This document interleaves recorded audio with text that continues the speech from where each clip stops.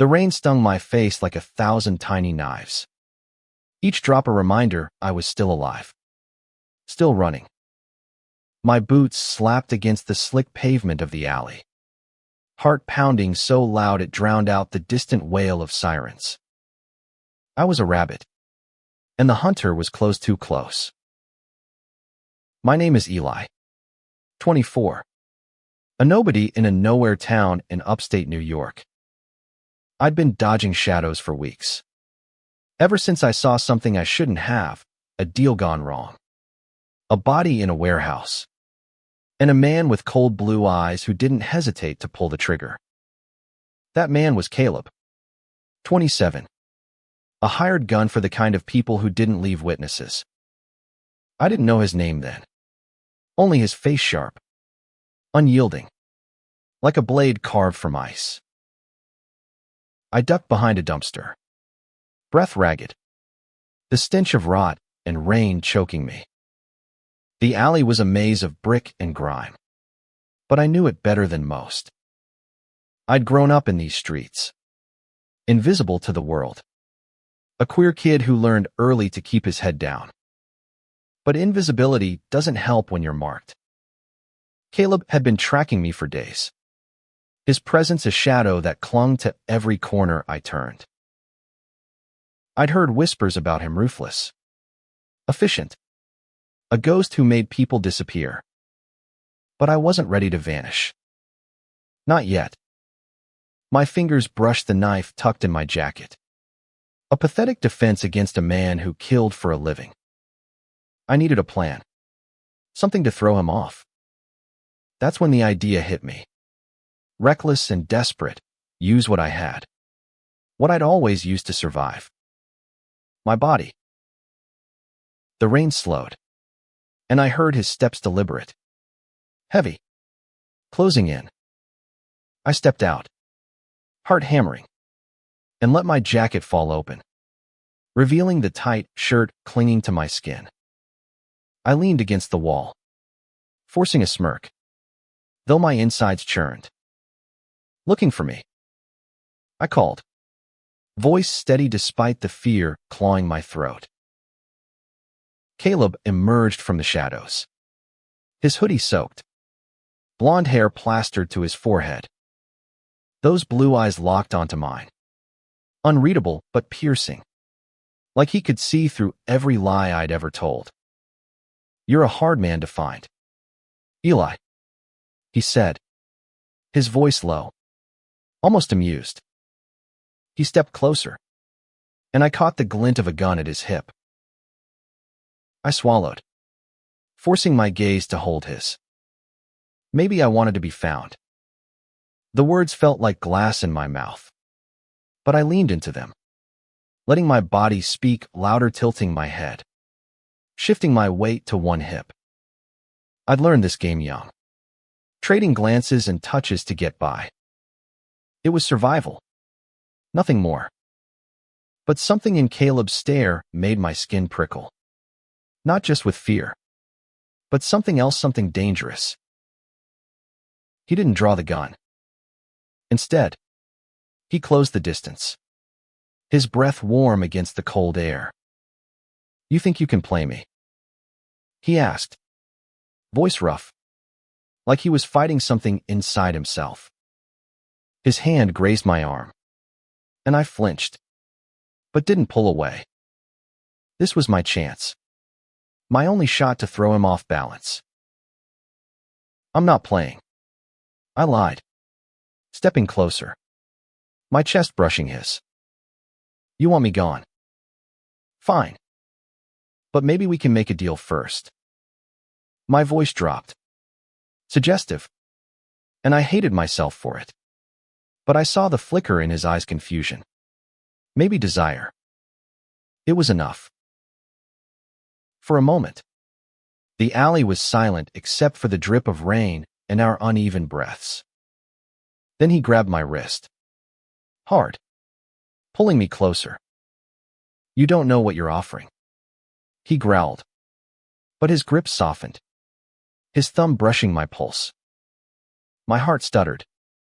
Not just from fear. I was supposed to manipulate him, to escape. So why did his touch feel like it was unraveling me instead? The alley seemed to shrink around us, the world narrowing to the heat of Caleb's hand on my wrist. I should have pulled away, run while I had the chance. But my feet stayed rooted. His eyes searched mine, like he was trying to decode something I didn't even understand myself. "You're bold," he said finally, releasing me but not stepping back. "Or stupid." His voice was a low rumble, and I caught the faintest crack in his armor, a hint of curiosity. Maybe doubt. I seized it. "Maybe I'm both," I shot back, forcing a grin. "But you haven't killed me yet, so I must be doing something right." I let my fingers brush his sleeve. A calculated move, but the contact sent a jolt through me. This wasn't supposed to feel real. Caleb's jaw tightened, and for a second, I thought he'd call my bluff. Instead, he tilted his head, studying me like I was a puzzle he hadn't expected. "What's your game, Eli? You think you can charm your way out of this?" I shrugged, heart racing. Charms kept me alive this long. It wasn't entirely a lie. Growing up gay in a town that barely tolerated me, I'd learned to read people, to bend their perceptions. But Caleb wasn't like the others. He didn't flinch or blush. He just watched, like he could see the fear behind my bravado.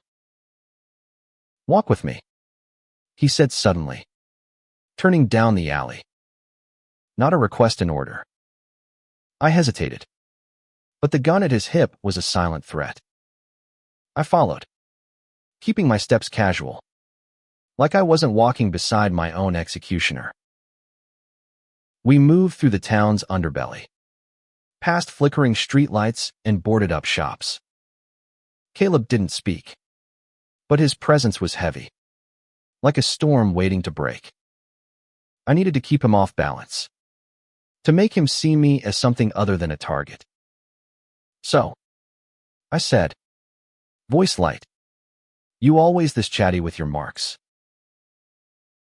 He glanced at me, a ghost of a smirk tugging his lips. "Most don't talk back."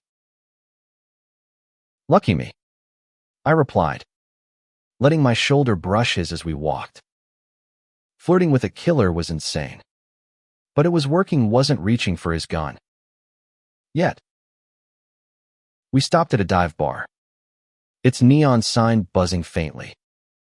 Caleb pushed open the door, and I followed, the smell of stale beer and cigarette smoke hitting me like a wave. He nodded at a booth in the corner, and we slid in, the cracked vinyl creaking under us. "Talk," he said, leaning back, arms crossed. "What's this deal you're offering?" I took a breath, steadying myself. "You let me go? I disappear. No cops. No witnesses." In exchange, I trailed off, letting my eyes linger on his. Suggestive but vague. I hated how easy it felt, how my pulse quickened under his gaze. He leaned forward, elbows on the table, his voice low. "You think I'm that easy to sway?" But his eyes flicked to my lips, just for a second, and I knew I had him at least enough to keep him talking. "I think you're human," I said softly. "And humans want things." I reached out, my fingers grazing his hand, and he didn't pull away. My stomach twisted, not just from the game, but from the heat of his skin, the way his breath hitched. The bartender slid 2 beers our way, and Caleb pushed one toward me. "Drink," he said, his tone unreadable. I did, the cold liquid grounding me. But my mind was spinning. This was supposed to be a transaction, A way to survive. So why did it feel like I was crossing a line I couldn't come back from? The bar's dim light cast shadows across Caleb's face, softening the sharp edges of his features. I sipped the beer, trying to ignore the way my skin buzzed where his hand had been. This was a game, I reminded myself. A means to an end. But every glance he stole, every moment he didn't pull the trigger, made it harder to believe that. Why me? I asked, breaking the silence. You could have ended this in the alley. Why drag it out? Caleb's eyes narrowed, like he was weighing whether to answer. You're unexpected, he said finally, his voice low, almost reluctant. Most people beg or run. You're doing neither. I laughed, sharp and bitter. Trust me, I want to run. But I'm not an idiot. I leaned closer, lowering my voice. And you don't seem like the type who enjoys this as much as they say. His expression flickered surprise. Maybe. Or something deeper. You don't know me, he said. But there was no venom in it. He took a long pull from his beer, his throat working, and I caught myself staring. Damn it. Eli. Focus. I know enough, I said, leaning back, trying to regain control. You're not just a trigger finger. You're careful. You're conflicted. I was guessing, but the way his jaw tightened told me I'd hit something. Careful's why I'm good at my job, he said, but his eyes didn't meet mine. He stared at the table, fingers tracing the rim of his bottle. And your trouble, the kind that doesn't just disappear. Then let me, I said, voice soft but urgent. Let me walk away. I'll be gone by morning. No one has to know. I reached out again, my hand resting on his. And this time, he didn't flinch. His skin was warm, calloused, and I felt a pang I couldn't name. He looked at my hand, then at me, his gaze heavy. You think it's that simple? He asked, voice rough. You think I can just let you go? My heart stuttered. There was something in his tone, a crack in the hunter's mask. I leaned closer, my voice barely a whisper. Why not? What's stopping you? For a moment, he didn't answer. Then he pulled his hand away, standing abruptly. Come on, he said, tossing cash on the table. We're not done. I followed him back into the rain, my mind racing. He wasn't letting me go, but he wasn't ending me either. We walked in silence, the tension between us thick enough to choke on. When we reached an old motel, its neon sign flickering, he pushed open the door to a room and gestured me inside. The room was small, musty, with a single bed and a flickering lamp. Caleb locked the door behind us, and my stomach dropped. What is this? I asked, voice steady despite the panic creeping in. He didn't answer right away. Instead, he sat on the edge of the bed, running a hand through his damp hair. I need to think, he said finally. And you're not going anywhere until I do. I swallowed, sitting across from him, my back to the wall. So, what? I'm your prisoner now. He looked at me, and for the first time, I saw something raw in his eyes, conflict. Maybe even guilt. You're something, he muttered. I just don't know what yet. The air between us crackled, And I realized with a jolt that I wasn't just playing him anymore. Somewhere along the lines had blurred, and I was starting to feel things I had no business feeling. Not for him. Not for the man sent to kill me. The motel room felt like a cage, the air thick with unspoken questions. Caleb sat on the bed, elbows on his knees, staring at the floor like it held answers. I stayed against the wall, my knife still tucked in my jacket. A useless comfort. "Why do you do it?" I asked, breaking the silence. My voice was softer than I meant, but I needed to understand him, to find the crack I could pry open. Kill people. Hunt them. What's in it for you? He didn't look up. Money, he said flatly. Survival. Bullshit. I shot back, surprising myself. You're not that simple. I'd seen it in his eyes. The hesitation. The way he'd let me get this far. You're not just a machine. He laughed. A low, bitter sound. You think you've got me figured out. You don't know shit, Eli. But he still didn't look at me.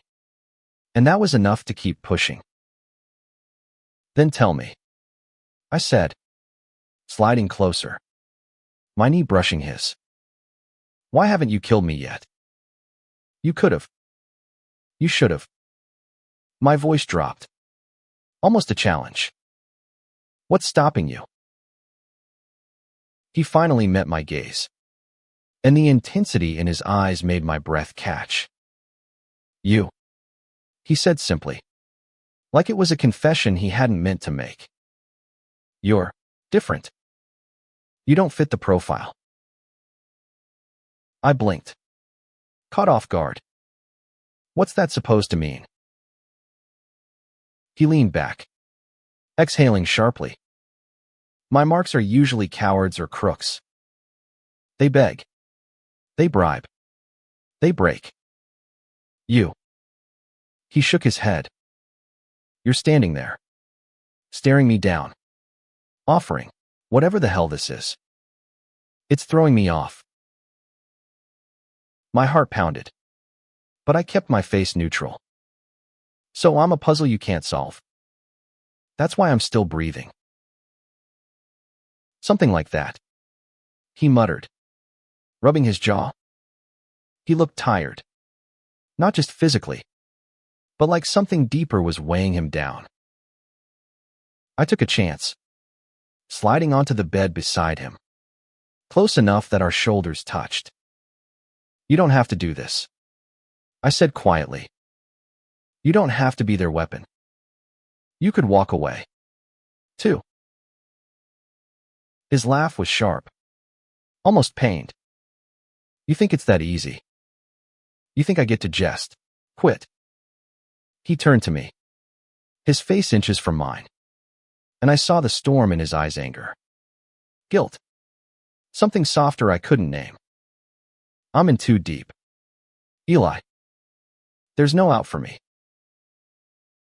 There could be, I said, my voice barely a whisper. I didn't know why I cared, why I wanted to reach him, but I did. I reached out, my hand resting on his arm, and this time, he didn't pull away. For a moment, we just sat there, the world outside the motel room fading away. Then he moved, his hand covering mine, his touch gentle but firm. You're dangerous, he said, voice low, but there was no threat in it. More than you know. My pulse raced, and I leaned closer, drawn to him despite every warning screaming in my head. Maybe I like dangerous, I murmured, and before I could stop myself, my lips brushed his. The kiss was brief, electric, and wrong, so wrong. I pulled back, heart hammering, expecting him to shove me away. to end it right there. But he didn't. He stared at me, breath uneven, and for the first time, I saw the hunter falter. The kiss hung between us like a live wire, crackling with consequences. Caleb's eyes were wide, unguarded for the first time, and I saw the man behind the hunter vulnerable, conflicted, human. My chest ached with something I didn't want to name. "We can't," he said, voice rough, but he didn't move away. His hand was still on mine, fingers tightening like he was anchoring himself. "Then why haven't you stopped me?" I asked, my voice barely steady. I was supposed to be playing him, using every trick to survive. But this wasn't a game anymore. The heat of his touch, the way his breath caught it was real, and it terrified me. He didn't answer, just leaned forward, his forehead resting against mine. "You're going to get us both killed," he whispered, but there was no anger in it, only a raw, desperate edge. I swallowed, my hand sliding to his neck, feeling the pulse beneath his skin.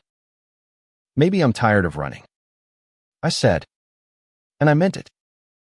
For years, I'd been dodging judgment, hiding who I was, surviving on scraps of acceptance. But here, with him, I felt seen not as a target, but as me. He kissed me then, hard and urgent, like he was drowning and I was air. I kissed him back, my hands fisting in his hoodie, pulling him closer. It was reckless, insane, but it felt like the only real thing in a world of lies.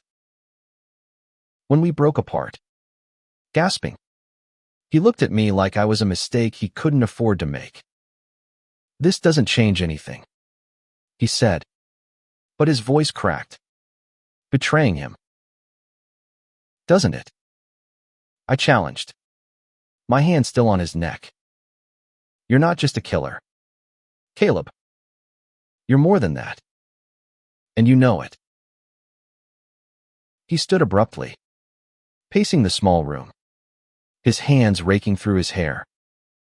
"You don't get it," he snapped. "I'll let you go. They'll come for me. I kill you." He stopped, his back to me, shoulders tense. "I can't do it." "Okay. I can't." My heart twisted. I stood, crossing to him, my hand resting on his shoulder. "Then don't," I said softly. "We can figure this out. Together." He turned, his eyes searching mine, and for a moment, I thought he'd agree. But then his phone buzzed, shattering the moment. He glanced at the screen, and his face hardened, the hunter slipping back into place. "We need to move," he said, voice clipped. "They're closing in." I nodded, grabbing my jacket, my mind racing. I'd crossed a line, and so had he. But as we slipped back into the night, I realized I wasn't just running from his bosses anymore. I was running toward something toward him. The night swallowed us as we moved, Caleb leading the way through back streets and empty lots. His hand brushed mine occasionally, not quite holding it, but enough to keep me grounded. My lips still burned from the kiss, my mind a tangle of fear and hope. "Where are we going?" I asked, keeping my voice low as we ducked under a rusted fire escape. "Somewhere safe," he said, glancing back. "For now." I didn't press him. Trust was fragile, and we were both walking a tightrope. He'd defied orders by keeping me alive, and I'd thrown my survival plan out the window by kissing him. We were in this together, whether we wanted to be or not. We reached an abandoned warehouse on the edge of town. Its windows shattered, the air thick with dust. Caleb barred the door behind us, his movements quick but precise. "We'll stay here until dawn," he said, checking his gun. "Then we move again." I nodded, sinking onto a crate, exhaustion hitting me like a wave. "Who's after us?" I asked. "Your bosses." He didn't answer right away, just checked the windows, his silhouette sharp against the moonlight. "They don't like loose ends," he said finally. "And you're a big one." "What about you?" I asked, standing, closing the distance between us. "You're risking everything for me." "Why?" He turned, his eyes glinting in the dark. "I don't know," he admitted, voice raw. "I should have ended this days ago. But every time I look at you," he trailed off, shaking his head. "You make me question everything." My chest tightened. I reached for him, my hand finding his, and he didn't pull away. "You're not their puppet," I said. "You can choose." He laughed, bitter. "Choose? You think I have choices?" But his fingers laced with mine, and I felt the weight of his words, the years of blood and orders he couldn't escape. "Then let me help you," I said, stepping closer. "We can run together. Disappear." His eyes softened, but only for a moment.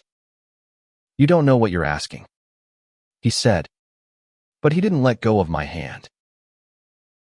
We sat together in the dark, the silence heavy but not empty. I told him about my life growing up gay in a town that didn't understand, the family that barely tolerated me, the nights I'd spent dreaming of escape. He listened, his thumb brushing my knuckles. And slowly, he started to talk. About the foster homes, the deals he'd made to survive, the moment he'd become a hunter because it was all he knew. By dawn, we weren't just a mark and a hunter anymore. We were two broken people, clinging to something neither of us could name. Dawn broke, painting the warehouse in shades of gray. Caleb stood by the window, his gun in hand, watching the horizon like it might betray us. I watched him, memorizing the lines of his face, the way he carried his pain like armor. "We can't stay here," he said, not turning. "They'll find us by noon." "Then we keep moving," I said, standing beside him. "Together." He glanced at me, his expression unreadable. "You're still here," he said, almost to himself. "Why haven't you run?" I smiled, soft and sad. "Because I see you. Caleb. Not the hunter. You." He flinched, like my words were a wound. But he didn't pull away when I touched his arm. "You're a fool," he muttered, but there was no heat in it. We left the warehouse, sticking to the shadows, moving toward the outskirts of town. Every sound made my heart race, but Caleb's presence steadied me. He was a killer, but he was also the man who'd kissed me, who'd risked everything to keep me alive. By midday, we reached a safe rundown cabin in the woods. Barely standing, Caleb checked the perimeter, his movements mechanical, but I saw the strain in his eyes. He was unraveling, and so was I. Inside, we sat on the floor, sharing a can of beans from his bag. "What happens when they find us?" I asked, my voice quiet. They won't, he said, but his tone lacked conviction. He set the can down, his hand finding mine. I won't let them. I believed him, not because it was logical, but because I needed to. I leaned against him, my head on his shoulder, and for a moment, we were just two people, not a hunter and his prey. But the moment shattered when his phone buzzed again. He read the message, his face going pale. They're close, he said, standing. We need to go. Now. I grabbed his arm, pulling him back. Caleb, stop. We can't keep running forever. We need a plan. He looked at me, his eyes wild. There is no plan. Eli. They don't stop. They never stop. Then we make them, I said, my voice fierce. We fight. Together. He stared at me, and for the first time, I saw hope flicker in his eyes. You're insane, he said, but he pulled me close, his lips crashing against mine. The kiss was desperate, a promise and a plea, and I held on to him like he was the only thing keeping me alive. The cabin creaked under the weight of our silence, the world outside closing in. Caleb's kiss lingered on my lips, a reminder of what we were fighting for, not just survival, but each other. We had no weapons, no allies, just a fragile bond forged in desperation and something deeper, something neither of us had expected. We need to end this, I said, pulling back, my hands framing his face. No more running. Caleb nodded, his jaw set. There's a way, he said, voice low. But it's risky. I know somebody a contact who might help us disappear. But we have to get to him before they get to us. We moved quickly, packing what little we had. Caleb gave me a burner phone, his fingers lingering on mine. If we get separated, call the number saved. He'll find you. I nodded, pocketing the phone, my heart heavy. We're not getting separated, I said, meeting his eyes. Not now. He smiled, small but real, and we slipped into the woods, moving toward a rendezvous point Caleb had arranged. The air was thick with the scent of pine and danger, every snap of a twig making us freeze. Halfway there, we heard them footsteps, voices, the unmistakable click of a gun. Caleb pushed me behind a tree, his body shielding mine. Stay down, he whispered, his gun drawn. But I wasn't helpless anymore. I grabbed a branch, my heart pounding, ready to fight beside him. The men emerged, 3 of them, armed, their faces hard. Caleb didn't hesitate, firing a warning shot that sent them scattering for cover. Run, he shouted, grabbing my hand. We sprinted through the trees, bullets grazing the air. My lungs burned, but Caleb's grip kept me moving. We reached a clearing, the rendezvous point, but no one was there. Where is he? I gasped, panic rising. Caleb's face was grim. He's coming. He has to be. But the men were closing in, their shouts echoing. Caleb turned to me, his eyes fierce. If I don't make it, you keep going. Promise me. No, I said, voice breaking.